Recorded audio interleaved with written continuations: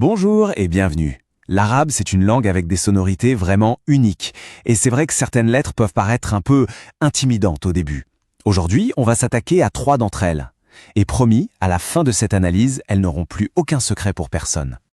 Alors voici nos 3 stars du jour, le ta, le va et le rein. Surtout, ne les voyons pas comme des obstacles insurmontables. Non, voyons-les plutôt comme 3 clés. 3 clés qui vont nous ouvrir la porte d'une prononciation beaucoup plus authentique. On est prêt? Allez, c'est parti. On commence tout de suite avec la première lettre, le T. On va la décortiquer ensemble, son son, sa forme et comment on l'utilise dans les mots. Alors, comment ça sonne un T? C'est simple. Prenez le son T normal, comme dans table. Maintenant, imaginez que vous le prononcez en faisant un peu plus de place à l'arrière de la bouche, comme si le son devenait plus lourd, plus plein. C'est ça, un son emphatique. C'est un T avec plus de coffre, si on veut. Et regardons un peu comment elle s'écrit. Quand elle est toute seule, elle a cette forme bien ronde. Mais ce qui est génial, c'est qu'au début ou au milieu d'un mot, elle tend la main, en quelque sorte, pour s'attacher à la lettre suivante. Et à la fin, elle retrouve sa forme initiale. C'est cette flexibilité qui donne à l'écriture arabe toute sa fluidité. Pour que ce soit plus concret, prenons un exemple. Le mot pour dire médecin. Tabib. Tabib. On écoute bien la première syllabe. Ta. Tabib. Ce n'est pas un ta léger, c'est bien ce tabib, profond et emphatique. C'est une petite nuance, mais croyez-moi, elle change tout à l'oreille. Allez, à nous de jouer. On va l'associer aux voyelles courtes. Je prononce et on essaie de répéter. On y va avec le premier. Pain. Pain. Parfait. On continue. Po. Po. Et pour finir, T. T. Excellent. L'idée, c'est vraiment de sentir cette profondeur dans le son. On passe à notre deuxième lettre, le za. Alors là, attention, visuellement, c'est presque la jumelle du ta. Mais au niveau du son, c'est une toute autre histoire. Le son du sanad, il est vraiment particulier. Pour s'en faire une idée, c'est un peu comme le son f dans le mot anglais the. Mais on va lui ajouter la même emphase, la même lourdeur que pour le ta. On peut aussi le voir comme un z très lourd qui vibre un peu. Pour le faire, le bout de la langue vient se poser tout doucement derrière les dents du haut. Pour ce qui est de la forme, on retrouve exactement la même logique que pour le ta. Elle se connecte de la même manière, l'unique différence, c'est ce petit point juste au-dessus.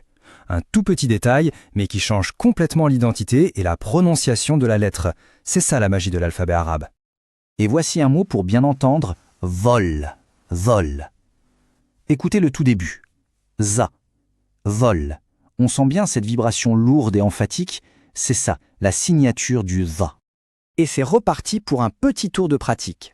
On y va ensemble. D'abord, va, va. C'est ça.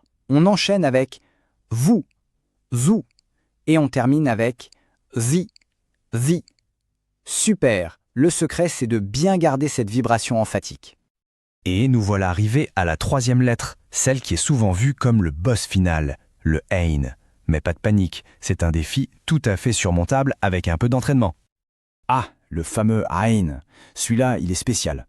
Il n'a pas vraiment d'équivalent en français parce que c'est un son qui vient du fond de la gorge. Pour le produire, il faut imaginer qu'on contracte très légèrement les muscles de la gorge, juste avant de faire sortir le son.